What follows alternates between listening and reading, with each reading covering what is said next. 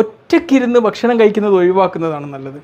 ഒറ്റയ്ക്കിരുന്ന് ഭക്ഷണം കഴിക്കുന്ന സമയത്ത് നമുക്ക് കൂടുതൽ ഭക്ഷണം കഴിക്കാനുള്ള ഒരു സാധ്യത കൂടുതലാണ്. അതും പുരുഷന്മാരിലാണ് ഒറ്റയ്ക്കിരുന്ന് ഭക്ഷണം കഴിക്കുമ്പം കൂടുതലായിട്ട് കഴിക്കാനുള്ള സാധ്യതയുള്ളത്.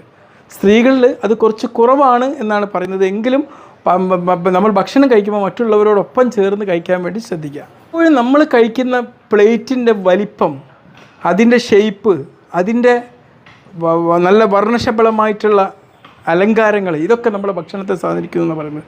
പലപ്പോഴും വലിയ അലങ്കാരമൊന്നും ഇല്ലാത്ത ചെറിയ പ്ലേറ്റിൽ കഴിക്കുന്നതാണ് നല്ലത്. അപ്പോൾ നമുക്ക് കുറച്ച് ഭക്ഷണം കഴിക്കാനുള്ളൊരു ടെൻഡൻസി ഉണ്ടാവും.